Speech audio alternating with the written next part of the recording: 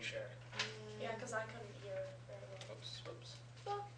Okay, first objective. Describe how World War I affected American civil liberties as the government suppressed dissent. Who would like to share? Ms. Fedprin. The Espionage Act restricted the First Amendment rights at a time of war, but was ruled constitutional. In what court case? U.S. versus Shank. Okay. Schneck. Maybe. Schneck. Okay. Espionage Act, U.S. versus Schneck. That being said, what did the Espionage Act essentially do? Main idea behind it. TJ? It was established to silence opposition to the war. Say that again. It was established to silence opposition. Very good. Now, how could one be presenting opposition to war during this time period? Give me an example here. And you don't necessarily need this for the objective, but in order to understand that you all, in fact, are getting this. Go ahead. The draft. Okay, what about the draft, though? That he was against them calling in people who don't go to war. Being unsupportive of the draft. Okay, what else could you be doing to commit espionage at the time? Anti-war protests. Anti-war protests, very good. What else might you be doing? Acting as a spy. Being a spy, yeah. Do we have to have that? No, well, you might want to write it down just for an additional understanding. What else can we have for this objective? The Espionage Act is number one. Mr. Baker? The Sedition Act, which is basically just an expansion of the Espionage Act. Okay, reiterates the Espionage Act, so strengthens this.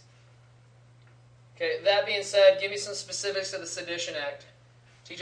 Made it illegal to discourage the sale of war bonds. Very good. And what does a war bond do? Gives money to the you buy it, and then the money goes to the government, and then isn't eventually it gets after you buy it over time, doesn't it get It's stronger? Correct. Yeah, it's kind of like a CD if you go through a bank, but directly to the government for a specific purpose. Absolutely. Great job on the first objective. Describe Woodrow Wilson's idealism as articulated in the 14 points. So this, again, if you look at what you have to talk about, you must talk about this. Can't just talk about Wilson himself. Including the establishment of the League of Nations, which was challenged at home. So that being said, there are a couple different parts to this objective. You have to talk about the 14 points. You have to talk about the League of Nations and how it's not accepted at home. That being said, let's go through this objective. TJ. Wilson was deeply disturbed with the harshness of the Versailles Treaty. He kind of outlined his own vision of the post-war world in his 14 points. Some of the points where he wanted to eliminate secret treaties, reduce countries' military stockpiles, and self-determination for European countries who weren't under colonial rule. And his 14 points was the League of Nations, and it was his way of securing world peace. The League would be open to all nations and would help resolve international disputes and make military confrontations obsolete. But the Senate voted the League down, and so the U.S. never joined, so it died.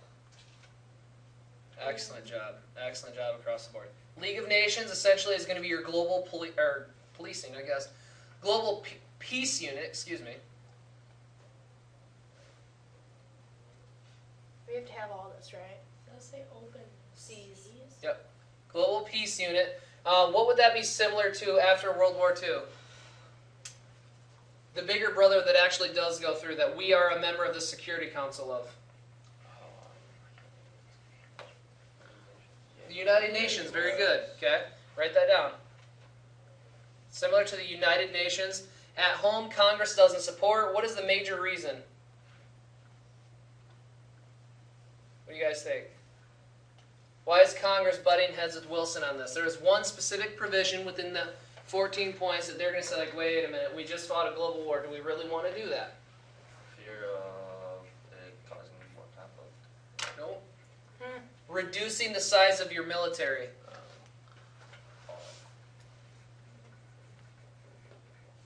And as Mr. Baker said, ultimately this is going to fail completely because we never joined.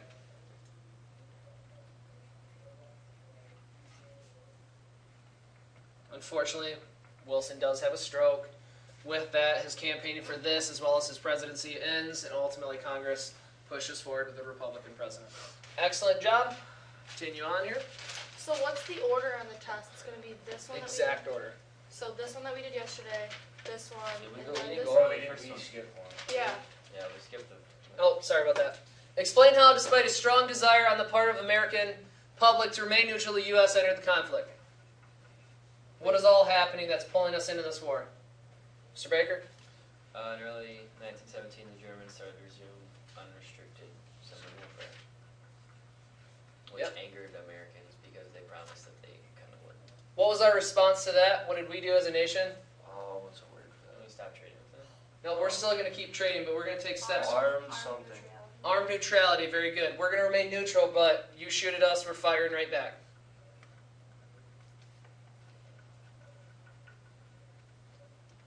What else? Pulling us into the war here. The Zimmerman note, very good. You can have that for both objectives. That'd be an easy one to study. Blue Stallion. What about the Zimmerman note? What do we know of this? Megan?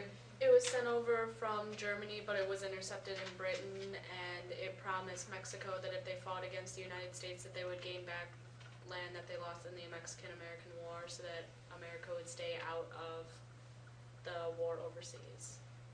Very good. Okay, we want to create a two-front war for the Allied nations was the goal here, but unfortunately for the Central Powers that's intercepted, it never happens. Anything else you can have here? Mr. Baker? Wasn't the U.S. more willing to enter after Russia was overthrown by democratic forces? Absolutely. The fall of the Romanov family. So you could have the Bolshevik Revolution here. Okay. Once Brest-Litovsk is signed, pulling the Soviet Union out of this war, that was that icon to Wilson saying this world is not safe for democracy anymore. Okay, because this whole theater has been removed from the conflict, thus it is necessity, it is paramount that the United States joins this conflict. Okay, the Bolshevik Revolution, 1917. Excellent job. So if you want to title it The Fall of the Romanov Family. You will need the 3 for your objective on your test. And honestly, I mean, you'll have to explain the Bolshevik Revolution as far as the world not safe for democracy, but this is exactly what you can get for your points here. Okay? Any questions? Wonderful. We progress. Notes, interwar years. The war is over, now what? Okay? League of Nations ultimately fails because we never joined. Without U.S. and Soviet support, so also the Soviet Union is not part of this, who really has the strength entirely to dispute, or to solve, to arbitrate international disputes? Your 2 most powerful nations at the time are gone.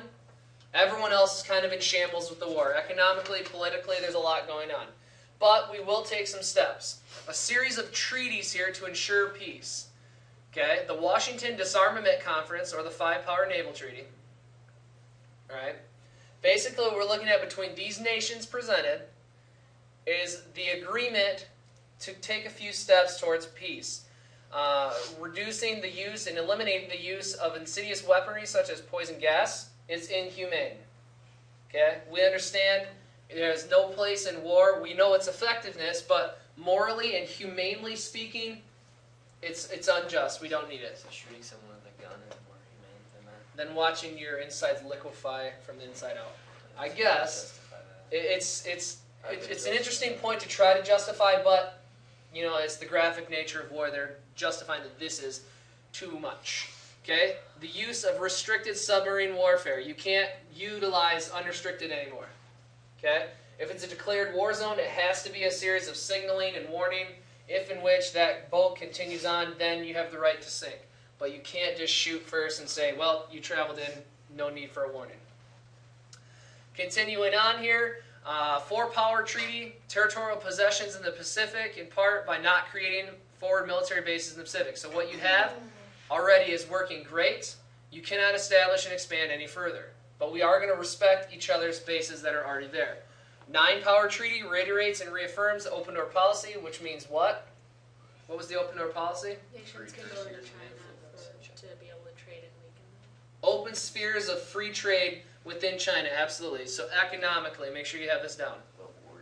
Why would these modern nations, the successors of war here, be reiterating open door, though, during this time period? What do we know of war?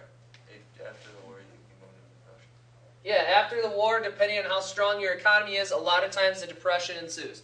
We witnessed the Roaring 20s, but due to domestic issues and the lack of foreign influence, foreign trade, we entered the Great Depression. This whole theory here with the 9-power treaty, make sure you have econ next to it. We're protecting our economic interests overseas.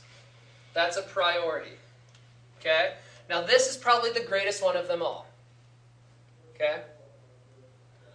How in the world is that remotely applicable to outlaw war? That makes no sense. It's impossible. It's impossible. Because when someone has more of something that you want, there's that component of a grudge that eventually could snowball into something worse.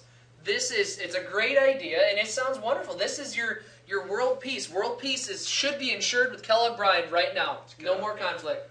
Everyone's happy. How many of those colonies in Africa are happy of their condition, granting that they never received anything from World War I? 0. Hardly any. Looks good on paper. It looks great, though. Here we have drafted an agreement, an international agreement. War is gone. It's gone. What's the point of having a military then?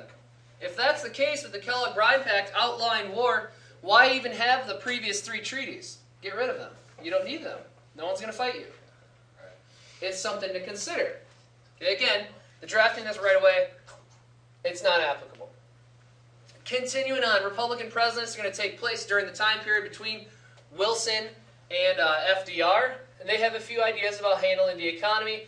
Mainly, the biggest thing you need to have here we're looking at is the boost of the economy and the utilization of war loans. Okay? Economy and war loans. We need money. Big time. So we're going to take a few steps to ensure that this is completed between the Dawes Plan and the Young Plan. Dawes Plan reduces Germany's reparations for the U.S. component. Okay? How is this going to be positive? What do you guys think? What's a reparation? Money that needs to be repaid. Money or resources that need to be repaid for loss in war. Absolutely.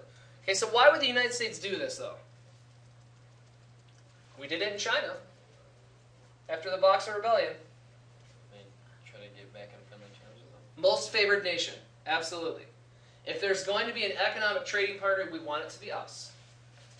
Okay, now also, if you have an extreme amount of debt and you're trying to collect percentage on it, for example, say you have a mortgage, a 30-year mortgage on a $200,000 house, the amount of interest that you'll pay back will be vastly more than a 30-year mortgage on a $50,000 house. So if you can reduce the overhead, they can afford to make payments.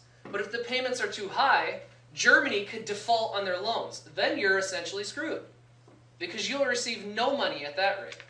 So if you can reduce the amount of reparations they're paying to you, you will actually receive payments.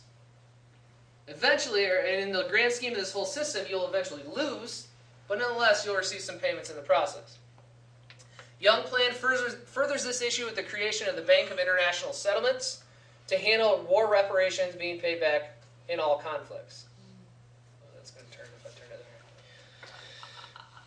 there. Excellent. Continue on. Final slide. Oh my gosh. Final slide. Okay? Continue on with our economic imperatives. What do we have going on globally? Well, throughout the 20s and 30s, the United States continues to influence affairs. We're looking at the Western Hemisphere as well as interactions with European powers. What you will notice during this time period is the utilization of U.S.-backed regimes in the Caribbean. Where did I miss that at?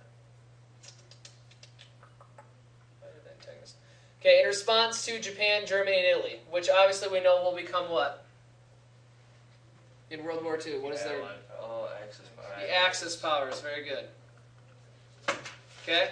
We have an example of why we need to go forth and try to bolster our economy and our hemisphere, because these countries are starting to rise. Right? Look at how effective Hitler and Mussolini are, as well as Hirohito, at flexing the power of their country. Very effective. Okay? What does it mean to repudiate something? If you just look at what this is right now, or if you just split it here. Like support it or remain. Like, What is a memo? What's the purpose of a memo? To inform. And or remind you of something. Okay? So that being said, the Clark Memorandum, or Clark Memo, if you want to shorten it up, 1928 repudiates the Monroe Doctrine and Roosevelt Corollary, meaning what? It's doing what, essentially? It's kind of reinforcing them. Reinforcing or reminding the Western Hemisphere of these documents and these doctrines that are put forth saying the USA is number one in the West. And make sure you write that down. USA number one in West. Okay? Don't forget. Our economic interests will be preserved. We are the most favored nation in our hemisphere. Okay? Any questions about anything we've covered thus far? Remember, the most important idea is that sentence as far as understanding the long-term, lasting cultural, economic, and political impacts of World War I on the United States. That will appear on the test, and that is available on the YouTube video from Section 1. World War II, how And you was... said the first one, you're just going to put like